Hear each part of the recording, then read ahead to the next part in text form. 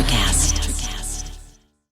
This episode is brought to you by Shopify. Whether you're selling a little or a lot, Shopify helps you do your thing, however you cha-ching. From the launch your online shop stage, all the way to the we just hit 1 million orders stage. No matter what stage you're in, Shopify's there to help you grow. Sign up for a $1 per month trial period at shopify.com/special offer, all lowercase. That's shopify.com/special offer.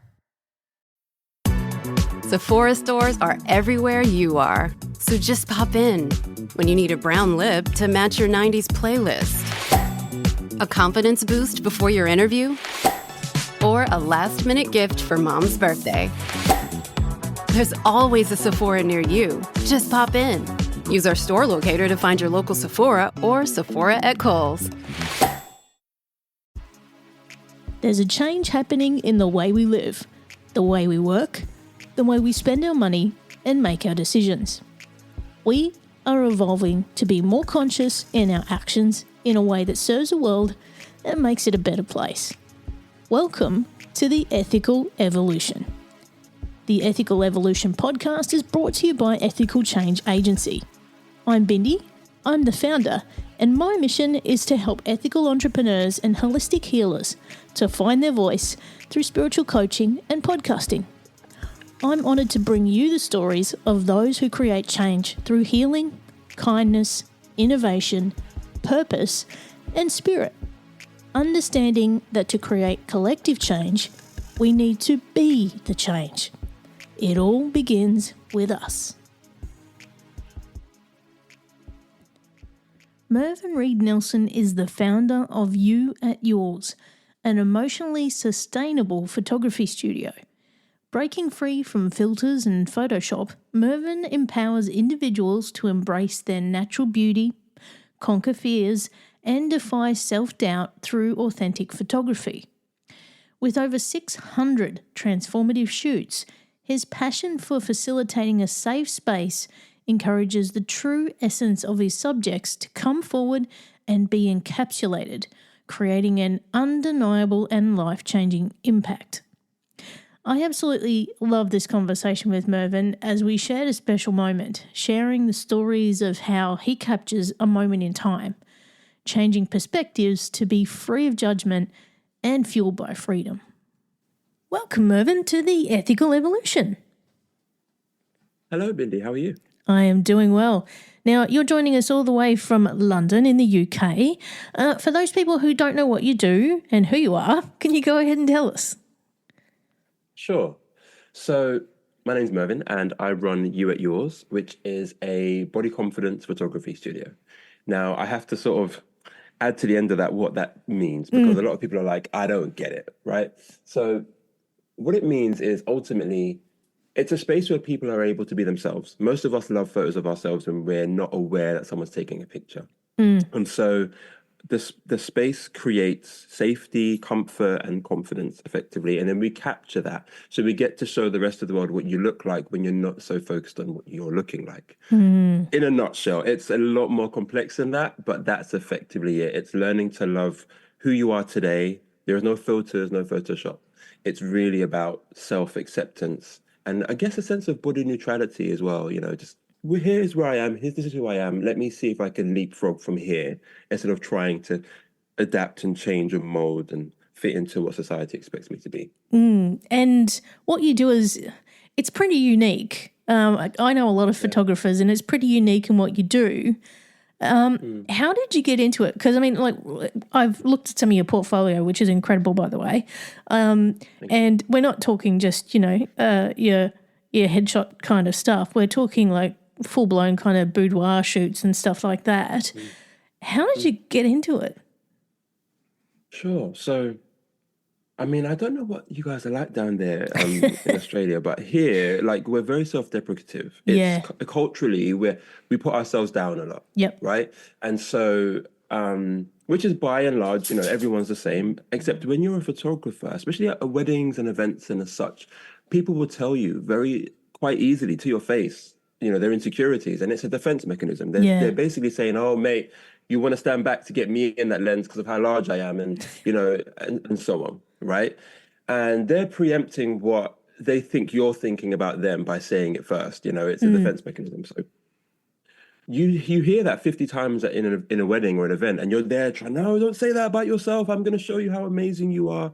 And it's just emotionally draining. So I just took my attention away from weddings and turned my photography skills towards helping people see themselves and giving them a mirror that they can't argue with effectively, except then what I learned after a few years of doing this was actually it has nothing to do with the photos whatsoever. You noted about my portfolio looking amazing, and that's often the driver for people. That's the switch, right? They're like, okay, I want my photos to look like that, except the confidence doesn't come from the photos. The confidence comes from doing the thing that scares the hell out of you, overcoming it, and then pushing past that, and then seeing actually, not only did I do the thing and I overcame the thing, but I succeeded, and here's proof in the form of photographs. I maintain many people could have the experience and never see their photographs and still have a greater degree of confidence in their bodies. Yeah, and I know some of the shots that you've taken, Mervyn, very, very artistic, but like there's full nudes there. Like there's women that are full nude in front of you and you're taking those shots. How do you get them to such a place of comfort when they're so vulnerable? Firstly, listening. And also, let me go back, long before that, it's complete transparency. So I teach nude photography. I also mentor photographers. And what I say to all of them is to stop being so fixated on the output. You're so stressed about what the photo is going to look like. You want to know what camera to get, what lens to get, what SD card should I buy. There's a person sat opposite you right now who is scared out of their mind, right? The idea of having their photograph taken. If you spent a bit more time, sat, listen, talk to them, get your photography skills all sorted and lined up long before you even enter that space, right? And then give them all of your attention and let them know that you're there in order to help them get to where they want to be. So I guess people come to me because I'm very transparent in everything I do. My website, my Instagram, people often tell me they think they already know me before they meet me. And so you start there, and then you meet them, and like, again, everyone that I work with, I have a consultation with, like on the phone or Zoom call. And when they come in, we sit and have a coffee. It's not a case of, all right, Bindi, coming in, right, top off, let's go. None of that. Okay. Like, it's really about making them feel seen, heard, comfortable. And then eventually they just become not even comfortable with the space, liberated, I'd go as far as saying. It's a bit like a roller coaster. The analogy we use here is you're queuing up to get on the roller coaster. You're at the back of the queue now, so you're feeling fine. But when you get to the front of the queue, the nerves are going to kick in, right? And then you're going to get on the roller coaster, and you might text a friend being like, nice knowing you. This is the last breath I'm going to take. The terror, honestly, Bindi, I see it. These people are nervous as anything about coming into this space, and I totally get it. And then the ride starts, and then before you know it, you're actually enjoying it. You're actually loving that sense of liberation and being at one with your body and moving without having to be so stressed and scared about what it looks like or how this bit's moving and what this person's going to think of that. And at some point, someone's taking photos of you. And oftentimes you don't know when that's happening, just like a roller coaster. And then you get off the roller coaster, you tell your friends, you should do this. It's the most liberating experience of my life. And then you walk on over to the kiosk, and then you look at the memories you created when you let go, right? And that's a perfect analogy of what this is like. The photos are a side effect of the roller coaster. Do you see? Yeah. So that's how this is so different to photography at large. And really, I guess it's finding that comfort and that mindset, to be the real them, isn't it? In that moment and not even think about the camera. Yeah. And that it's not as hard as you may think. The feedback I get from everybody is that was way easier than I thought it was going to be. And what we often do, and for things we're scared of, there's an element of fear. It's our brains trying to protect us. It's telling us there's a tiger waiting for you in that room. Don't go in there. It's just assuming the worst case scenario. Last time we checked, which was about a year ago now, 63% of people do this a second time. Okay. So like no one dies, right? But our brain's telling us, well, that must be the most scariest, because I'm not comfortable in my body. So how could I possibly be comfortable in my body in front of a man off the internet who's holding a camera in his hand? That's impossible. Except it's the complete opposite. There's actually such a strong degree of ownership and liberation and empowerment in being in that space and loving yourself. And then it goes on, you take that feeling and those memories and you utilize them to do other things in your life. So that could be going for that job interview, going on that date, breaking up with your partner. Like, I've had all this feedback after people leave that space without even seeing their photographs. So that's the power of this. It's phenomenal. I'm not just saying it because I'm biased. Like, it is really powerful stuff. And not all photographers are made alike, are they, Mervyn? Like, No. I've dealt with quite a few in my career, and I have found an amazing one here in Brisbane. And shout out to Eros, he's amazing. But everyone who sees my most recent photo shoot, they're just like, my gosh, you look so powerful and so polished. And I'm like, that's just because I owned the space. I knew exactly what I wanted, and we had a purpose, we had a goal.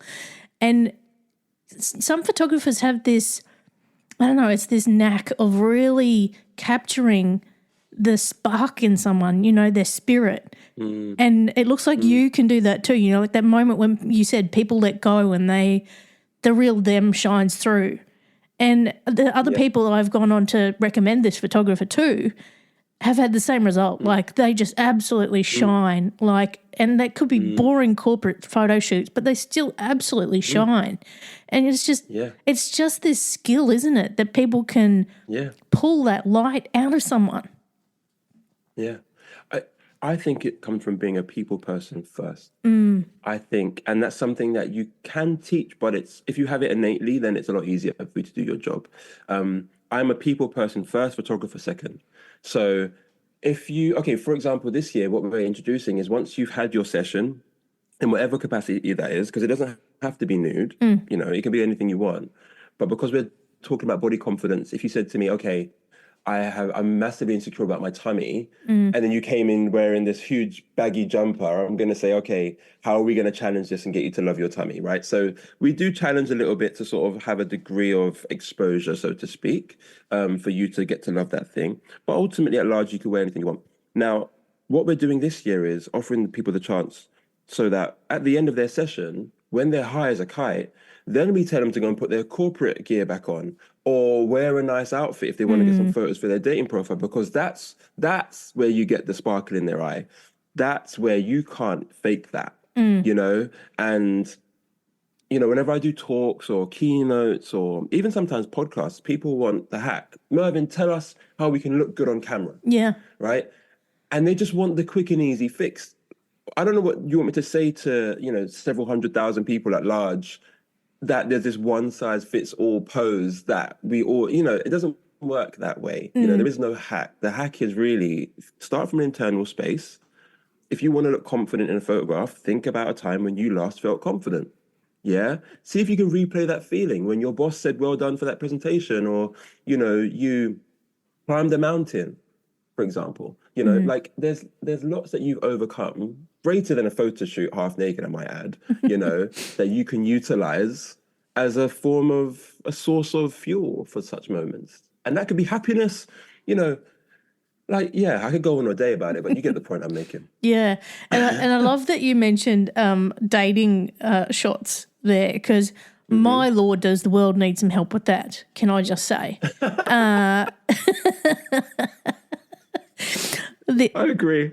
Mervyn, the apps I've been on, and I swear to God, the shots that some women have on there, I am just like, oh my Lord, please, what kind of tips would you, and I'm going to ask you the question, what kind of tips would you give to, I'm going to point out women here. I know men love to stand there with a fish, but we're not going to talk about that. Women in particular who are on the dating apps, and they want a great shot that's going to get someone's attention. What's your tips for them being able to even capture that themselves? So let's start from agreeing that we're not going to try and fake it. Yeah, like I think when you're like going into a headspace or a moment, you're like, right, well, I've got to take some photos for this dating app, so I've got to look sexy, I guess, or confident, or whatever the case may be, and you try and fake it. Now, we as humans, we're not stupid. We've been on this planet for some time. Be it you're in your 30s, 40s, 50s, 60s, whatever it is, you can see past someone who's just giving you, trying to, versus someone who's authentically happy in that moment. You said it yourself with the photographs from your shoot with Eros. Eros, he said his name was? Yeah. Yeah. So firstly, if you're going for happy, let's go for happy. One, you can either try and get yourself feeling happy. Maybe you dance alone in your bedroom to your favorite song and then take your photos, right? Or if you're trying to go for a bit more, I don't know, sultry is not the right word. Let's go for confident. Let's go for confident. Yeah. Maybe you walk around your apartment in your underwear, and you do your sassy walk, and I don't know, whatever it is that makes you feel confident. It might be a particular outfit. It might be, after you've had your hair done, after you've had your nails done. Everyone's different, there's no one size fits all. But you are ultimately trying to encapsulate the feeling that you want to put across in your images first before you go and start taking these pictures. Yeah. From a technical perspective, make sure it's well lit. Make eye contact with the camera. I cannot tell you that enough. Like the selfies that we see, you have someone with their phone and they're looking over here at the phone like that, you're over there, Bindi. Like, I'm not connecting with you, It's so common. Like, just make eye contact with the camera. Those are the two key tips I'd give. Yeah. Technical. There we go, everyone. You're on notice. I don't want to see any more of the other stuff. Seriously, I'm done. Bless you. Now, I'm sure you've had many women who've come to you and they're just racked with fear. Just like, oh man, I don't want to get my kid off because, I've got stretch marks, I've got dimples, I've got all kinds of stuff going on, and I'm not a size 8. How do you get them to a point of comfort that they actually want to expose themselves? This episode is brought to you by Bumble. So, you want to find someone you're compatible with, specifically someone who's ready for a serious connection, totally open to having kids in the future, is a tall, rock-climbing Libra, and loves rom-coms with vegan pizzas on Tuesdays just as much as you do. Bumble knows that you know exactly what's right for you. So whatever it is you're looking for, Bumble's features can help you find it. Date now on Bumble. Well, I think firstly, there's got to be a desire. If you come along, you're like, well, there's no way I'm ever getting in a room with that guy. Like, I'm not going to try and convince you, first there has to be if someone inquires or they book a call with me, I know that there's a desire somewhere deep down. Even if they're terrified and they think it's impossible for them, there is a desire that they want to get to that point. So that's the first bit. The second bit is I need to find out what's happening. Now, what happens at large here is, I think cognitively, we all know other people have stretch marks and we all know other people have issues with their bodies that they're not comfortable with. But emotionally, we isolate ourselves with it. We think we're the only people that could possibly understand what that feels like to have that. So I try and get them to understand that what they're feeling is actually common as muck, whatever it is. I've worked with over 650 people now. I've seen it all and I've heard it all. And that's not to downplay or undermine what they're going through. I want to make that really clear. But it's just to make them feel a bit more comfortable in the fact that they're not alone with that, right? So if I can say to them, hey, yeah, I've worked with someone who's got an eating disorder hundreds of times, or I've worked with someone who has vitiligo loads of times. Whatever it is they're bringing, if I can give them some reassurances, and then you see the shoulders drop, then I go, okay, right? And then I speak to their fears before they do. So I'll say things to them like, hey, I don't know, before the makeup artist leaves, we'll make sure that you're feeling comfortable before, they do, because then it'll just be you and I. And we sign a contract, by the way, to make sure you're comfortable being alone with that space. And I will sign that contract as well, because you could be crazy too, and I make these jokes, right? And I just make the experience a human one, and one where, and the feedback I got off my last shoot on Friday was she went, I've got a WhatsApp group. Well, I'm not really in it. I'm there, but I don't really use it. But it's for people that are booking or have had a shoot, and they all just support each other through the experience because they all go in and terrified. What should I wear? What should I do? And she went into the group on Friday saying it was like hanging out with your best mate. You know, it was just such an incredible experience. And that's how I try to get it to be. And it's genuine. I sit and we have a coffee and I talk. I want to learn about your life. How many kids do you have? And so on. And that's how it happens. It's just step by step by step. And oftentimes they're leading those steps. So that's how it happens. Amazing. For you, what would you say has been the most memorable shoot for you? Oh, that's an easy one. This one was I'd say about 2 years ago. And so what happens, Bindi, is when they inquire, or when they book actually, they get a questionnaire from me. And one of the questions is, how far do you want to go? So you can go from conservative, think like pajamas, robe, that kind of thing, all the way up to nudity, right? And I say to them, look, whatever you tick at this point, thick line in the sand. We do not go past that point. As far as I'm concerned, if you tell me your limit is lingerie, I'm not going to be, hey, Bindi, you might want to take your bra off now. That's not going to happen, okay? From a consent perspective, not going to happen. However, what does happen often is 9 times out of 10, people want to go past what they think they're capable of when they're sat on their sofa or on their iPad, right? In that space, they feel so heightened that they just think anything's possible for them. So in this particular case, this person, she ticked the box of conservative, and she came into the space and opened up her suitcase and pulled out all these, like, you know, big baggy jumpers and robes and that kind of thing.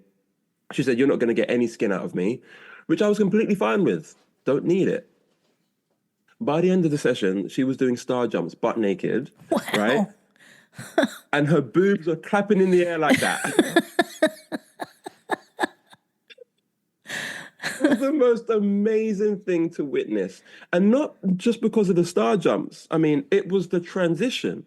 It was seeing her go past what she thought she was capable of. And that's the thing. Bindi, this is the thing that happens every single time. We don't know what we're capable of until we're in that space. But we tell ourselves what we think we're capable of. We're trying to preempt, but we've never experienced it. So how do you know? So in her case, she did these star jumps and I caught this shot of her midair, right? And I mean, everything's on show, right? I want to make that very clear, midair. And it was not a flattering picture at all, but it was a memory. And I want to point that out. That's also very important here. She came into the office some weeks later and I showed her the picture and we fell about laughing. But she then cried. And she cried because she said to me, that's the most free I've ever felt in my body in my life. Wow. And that is the importance here. I think someone who isn't attached to that emotion would delete that picture immediately because it's not flattering. We were in this habit of, oh, I don't like that photo, delete it. But in that moment, she bought it, and that is the thing that will now help her to live. She will now go on holidays and wear a bikini or a swimsuit at the beach, and she will now date again and so on because she can feel a bit more at peace with her body and feel more free in it. And that is the power of all of this. It's more than a photograph, isn't it? Like, I'm curious to know as well. I know for me, a similar thing has happened where you see a photo of yourself and you go, "Oh, crikey!" It's either good or bad, and you just go and you kind of stop in your tracks, and it changes your perception of yourself to a point where you want to change something. And have you seen that happen to women where they've seen all of their glory and then they've gone, I can do better? So, yes.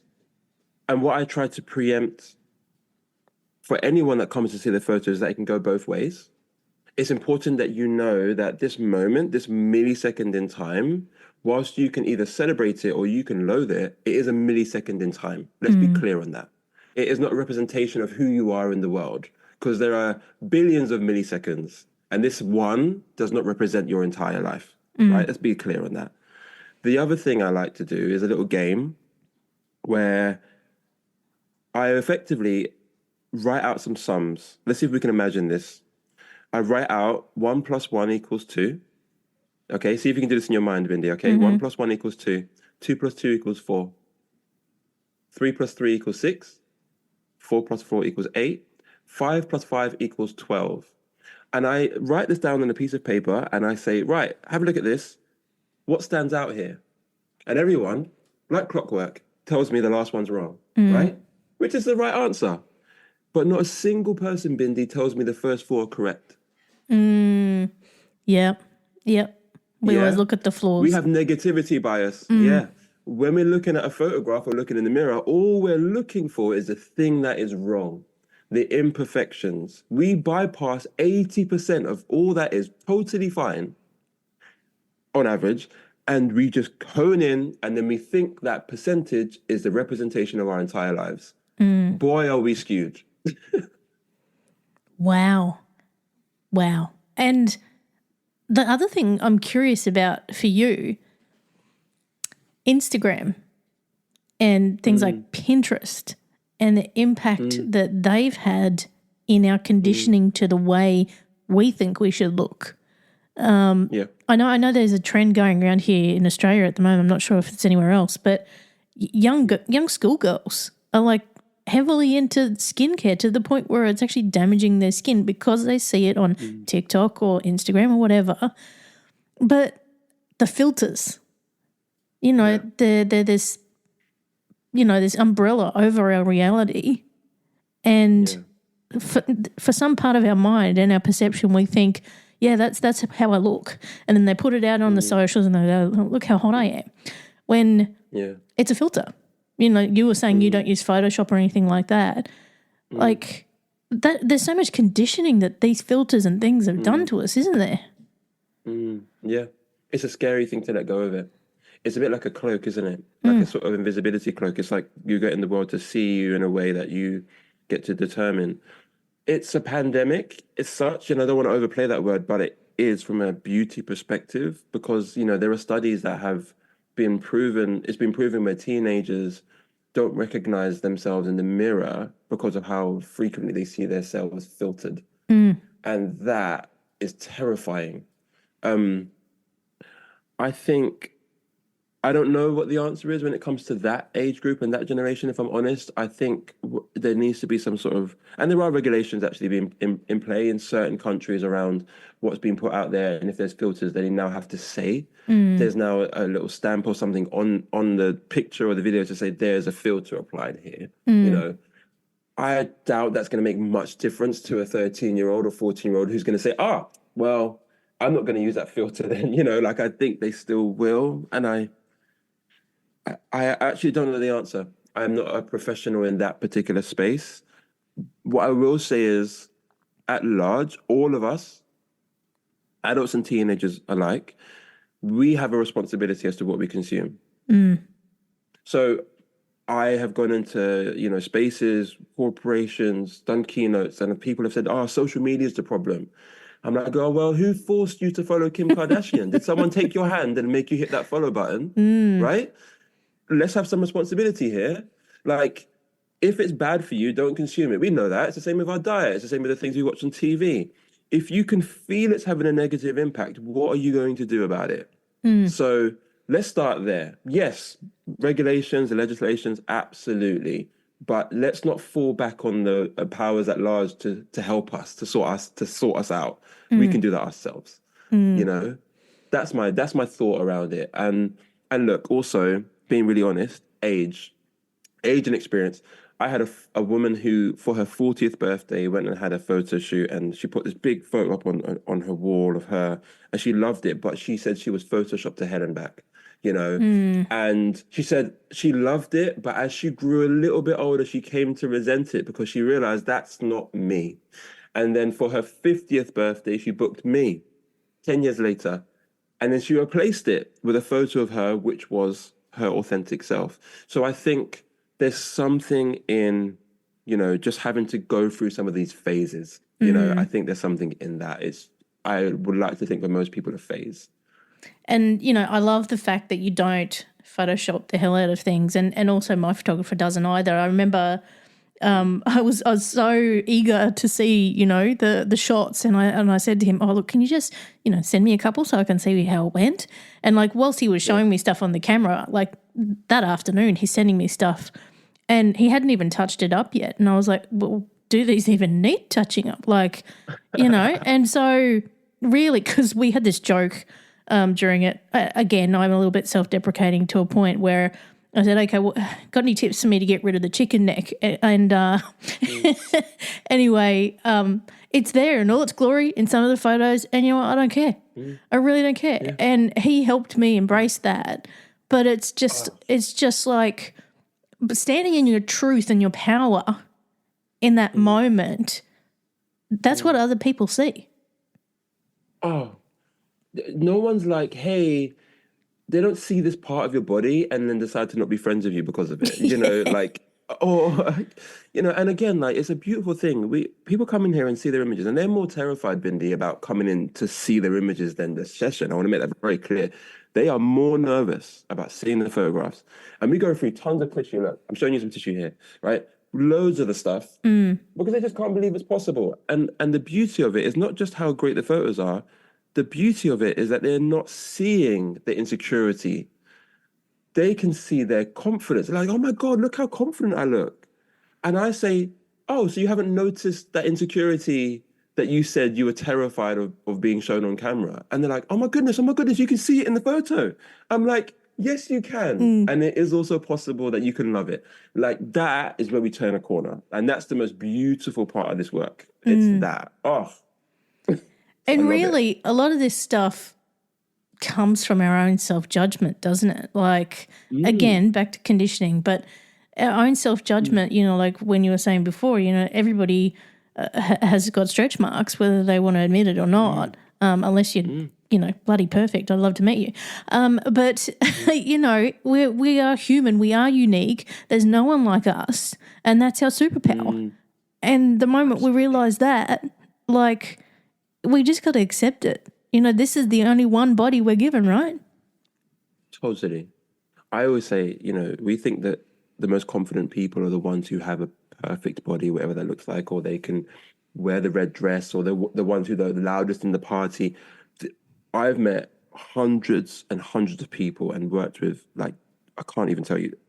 The most confident people on the planet are the ones who have looked over the cliff edge of life. They have had some sort of challenge, a disease or something threatening their life, or something like amputees, those who are marginalized by society, those who have a skin condition, those who have alopecia, have lost all their hair, those that don't fit in, they are the ones who actually are living. We're the lucky ones, Bindi. We're the lucky ones. Or in a way, unlucky, because we haven't had it challenged yet. We think what we're going through is hard, yeah? But actually, the hardship is when you have this thing forced upon you and you have to overcome it and then learn to appreciate life, you know?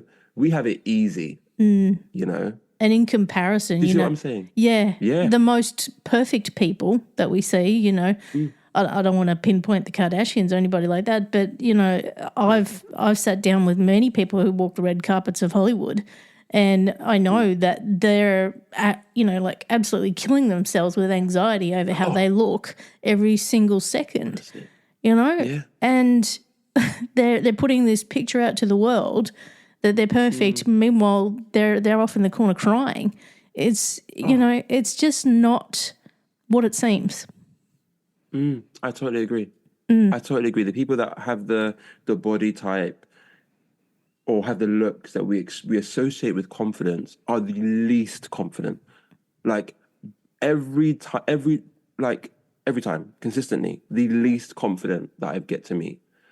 And it's the ones who we think, wow, how do you go out in that thing? You know, London is a beautiful place in that you can be whoever you want to be here. You know, like you dress however you want to dress, be whoever you want, no one cares, you know, and it's a beautiful thing for that. So, you know, I had a client once from Greece, and she was a curvy woman, and she said, you know, I moved to London because in Greece I was just marginalized. I was being bullied. People were pointing at me. Wow. You know, I had a body type that was just so different. And she said, I came to London, and the first day I got here, there was a woman bigger than me wearing hot pants, you know, and I was like, yeah, there you go, you know, welcome. And you are, and again, going back to what I was saying earlier about feeling isolated in what you're going through, if you can surround yourself with people that look like you, who have gone through a similar life experience, and the same as social media, follow people who resonate with what you're going through. If you are a curvy girl, follow the curvy girls and you'll get some confidence from them, I'll tell you that, you know. If you have a skin condition, if you are a divorcee, if you are co-parenting, whatever it is, forget the Kardashians, forget whatever TV program's popular right now. Seek some inspiration from those people that have paved the way for what you're going through so you can follow in their footsteps and gain something from that. And then turn around and be your own inspiration. Then that too. And then you'll then inspire those behind you. You start sharing that story with your friends. You're like, hey, you know, you'll be at dinner with some mates and you start talking about, you know what, I'm thinking about wearing hot pants tomorrow for the first time in my life. What do you think? And one of your friends would no doubt say, oh my goodness, I wore hot pants for the first time 5 years ago. It was the most liberating thing ever, you know, whatever. You know, be the voice, be the inspiration. Because you've done it before and you can do it again. What would you say has been your most seen photo? Oof. There was a picture of a woman, actually. And, you know, it's one of those things, Bindi, unless you do it, you won't understand what I'm on about. And I say to all my clients who get to the end of the process, I say, right, what could we say to you before you started this that would get you aligned with what you're feeling now? And everyone says nothing. There's nothing you could have said to me to make me understand this feeling. So I want to start by saying that. There was a woman who came in and, again, showed up nervous, went through the whole experience, left high as a kite. Now, before she left, she had this idea that she wanted to go outside. She was a nature body. You know, she loved the outdoors. But we were in the center of London, literally by the Thames. She's like, I want to go outside. Well, I was like, well, Tower Bridge is right there. You know, and I said it as half a joke. She was like, okay, let's do it then. And so we went out and we walked along. She was fully clothed and we walked along the bridge and we got to about the beginning part of the bridge and she stripped off right there and then, right? And went into her underwear and was posing down the middle of the road. And there's this amazing photograph of Tower Bridge right behind her. She's on Tower Bridge itself and there are black taxis passing her by and she's just smiling and in love with herself. And you can see it. She couldn't care less what anybody else thought. And I think that's probably a photograph that people often tell me they've seen and how they've heard about me. And it's an incredible, such a powerful image. And that's just left me speechless, just the thought of it in that setting. But, you know, you call your business You at Yours. I found my photo shoot that I had, the second one, was done right here at my home. And it looks like it's in a studio. You would not know. Yeah. Do you generally do them in people's homes or do you have a studio or how does it normally work? So you're right. You're spot on. I find, so You at Yours, when we started, it was about doing it in people's homes. That was the goal. And as the years have rolled by, we found that there was benefit to doing it at home, many benefits actually. And I'll go through them very briefly. It's the fact that you are already confident in that space. You know it really well, right? Then there's a dynamic of me coming into your space. So you are higher than me in that regard versus you coming into my space and feeling like, you know, you need to be told what to do, you know? And then access to your wardrobe in case you change your mind. You know, you don't have the stress of traveling anywhere. You know, there's so much benefit. The key benefit, especially in my line of work, is when you look at these photographs in 10 to 20 years' time, you'll say, that was my home in wherever I lived, versus this space that this tour guy off the internet took me to somewhere in East London. You know, like, because you just won't resonate or relate to it as much as when it's in your own home, and you'll never look at the dining table in the same way again, you know? Like, no, true. So, and yeah, you're right. Again, like with being at home, you know, often people want to come into my space because they don't think their homes are photography worthy. And I challenge that. And I say, let's do it in your home, irrelevant of what it looks like, because that's who you are. we're celebrating you. It's the same as not photoshopping and filtering. Let's capture your essence. Okay, tidy up a bit, please. Yeah, that'd be great. But but generally, you will relate to these photographs more if you do it at home, and you'll be freer in your essence and your spirit because you know the space really well. So yeah, we don't get as many bookings for home shoots post-COVID. Like before COVID, we got a lot more, but since then, I guess people are a bit more, I don't know, protective of their spaces maybe. I'm not sure. But yeah, there's been a shift. But yeah, about 65% of people, 70% do it with us in our space. And then the rest do it at home, with a small percentage still opting to go outside. But we don't suggest outdoors unless you've done it before. Yeah, you have to have already done it to get that experience. Because it's like me saying to someone I've never met on a Zoom call, okay, meet me in the woods. Okay. Yeah, sounds good. I'll bring my camera. Right, like you have to already know me and have a sense of familiarity for us to do that together, I think. Yeah. Yeah. I guess I was just lucky because, sometimes my dining room looks like a day spa, so I kind of got away with that. Nice. And I have like a red brick house, so we did like a grungy feel one with like a guitar and leather and everything. And I went out against a brick wall. I'm like, yep, this'll do it. So it was like we were in several different places, but it was in the one house. So it's amazing what you can do with creativity, isn't it? Life is hard, but finding a really great podcast makes the days go by so much easier. Hi, my name is Blue Telusma. I'm a writer, an emotional intelligence coach, and the host of Humanize with Blue Telusma, a podcast where we believe that when you humanize everyone in the room, a great conversation is almost guaranteed. Join us every week here on Electricast as me and my guest co-hosts unpack big topics and interview even bigger personalities with a sense of humor and a dash of mischief. If you're looking for a new best friend in your head, we've got you covered. Electricast. Honestly, I've shot like 2 hours in someone's student halls, like just a tiny room, But in my mind, there's a bed, there's a floor, there's a wall, there's the hallway. Like, you've got loads to work with. So yeah, make it work as a photographer. That's the joy of it, the creativity. And that's what I love about people who are really creative. They look at things differently. And I reckon you're one of those people too, Mervyn, where you look at a room and it's not just a room.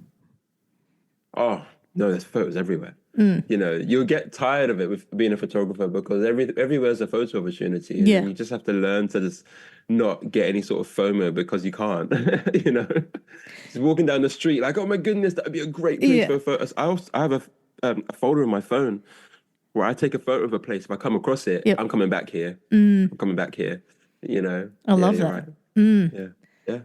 Now, Mervyn, if someone's listening to us and they're like, I've always thought about doing a boudoir shoot and getting nude, what's your first piece of advice for them if they want to take that leap?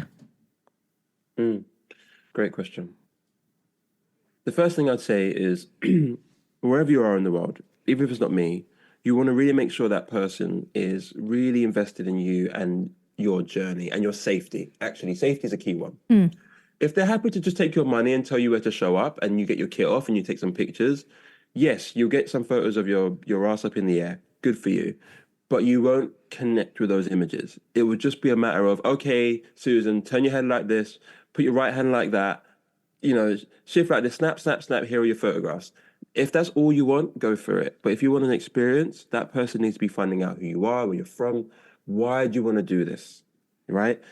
If they're not asking you these questions, run a mile. Yeah, that's my advice, firstly.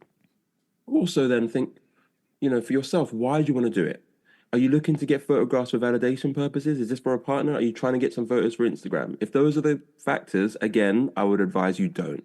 Yeah, like we're not doing this for other people. We're doing this for ourselves. Even if it's your partner's birthday or you've got an anniversary coming up, we start with ourselves, right?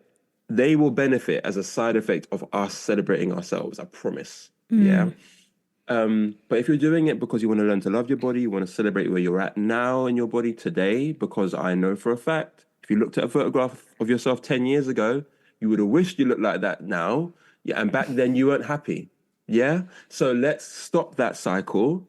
And if we can learn that lesson today, let's celebrate ourselves today so we don't wait another 10 years and look back at 2024 and say, hey, I should have celebrated myself then. So really get in line with why you want to do it. And then I'd say, know that it's going to be terrifying and know that you can overcome it. And actually, it's just a scary thing that is not going to harm you and actually will be really beneficial to your life. Like, we've not had a single person not love their images or not say that this has had a positive impact on their lives, not just the photographs, but their lives. So that's worth investing in, you know. And also, I want to shout out to the mums. In fact, as I say investing, this is for the mothers listening. It is not selfish for you to put yourself first. I want to make that really clear. Other people benefit, including your children, if you put yourself first. If you are a more confident, more self-secure person in your body, you're stopping the cycle of that self-deprecating voice that your kids are then going to hear and they're going to pick up on, and they're going to have body image issues too, forgive me, right? So if we break that cycle by learning some self-love, you benefit everyone in your life, not just your children. So I want to really shout out the mums because they're the ones that are inspiring the future generation. And you'd also get some pregnant mums too, wouldn't you? Because a lot of women nowadays are opting for pregnancy shoots before they give birth. And I know a lot of their internal monologue sometimes is, oh, I just feel so fat, I look disgusting, when it can actually be a really beautiful process, can't it? Oh, totally. Pregnancy shoots are a really fascinating one for me because, again, I made the point earlier about, you know, the reason why you do this. Pregnancies, weddings coming up, someone's birthday, there's usually a catalyst. There's a reason. Someone's always wanted to do it deep down, but there's a reason they need to justify it, right?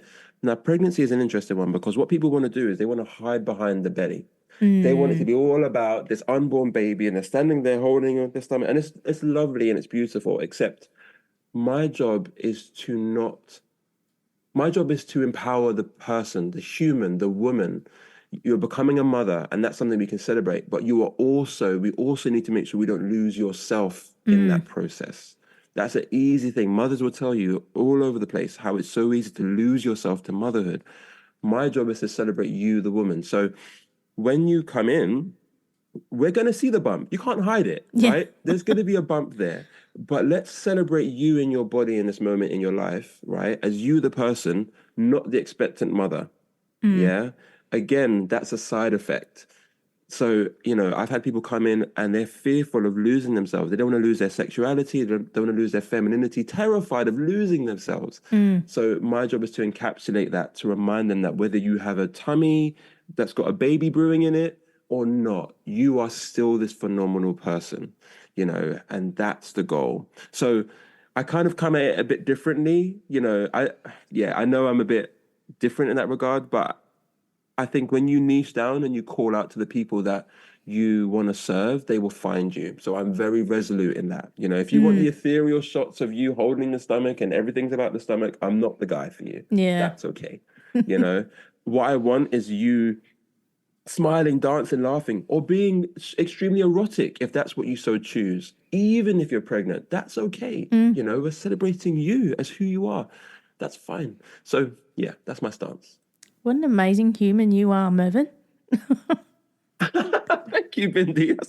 What an amazing thing to say. Thank you. Now, mate, if people want to find out more about you and get in touch with you and find out all about the shoots that you do, where can they go? Type in you at yours anywhere on the internet, and I think you'll find me, other than Snapchat. But I'm pretty much everywhere. Which is not an easy feat, by the way. Show me some love. It's not easy to be everywhere all at the same time, but we try. I'd say that if you really want to get to know me, hang out on Instagram. Come and find me there. You'll see me on my stories. I'm always chatting rubbish. And then if you're thinking about booking, we have a form that you can fill in without typing in your name. It can be completely anonymous, and it will just tell you, will this benefit you based on where you are in your life right now? So it's youatyours.com/boost. Okay. And you type in that, fill it in, and then at the end it will say, this isn't for you, right? Or it will say, this is going to change your life. Okay. And then you can decide at that point whether you want to go on and learn more or not. Okay. I'm glad you do that and you don't just open slather for everyone. You actually make sure it's the right thing for them. That's amazing. Oh, yeah. absolutely. Yeah. Yeah. I want to protect my time. I don't want to head to a session that I'm dreading because Well, exactly. someone just wants some photos for their boyfriend or whatever the case may be, you know. There's only one of you. We can't do that. Now, I got the last big question for you. What's the change you'd like to see in the world and how can we bring it to life? Oh, great question. I touched on it earlier, and it's something I'm so passionate about. And that is, I guess, a sense of community. We each suffer. We all suffer in some way or another with something that we think only we hold. And it could be anything from a bout of depression to a body image issue to our hair falling out, whatever it is, you know, there are millions of other people going through the exact same thing in this very moment, no matter what it is, in this very moment. I remember, just engage with me here, Bindi, because what's just come up for me really strongly was I completely forgot about this moment till just now. My grandfather passed away and he was my best friend. This is a few years ago. And he passed away in this hospice. And what they do, it's a beautiful thing. About a month or so after someone passes, they invite the family back in.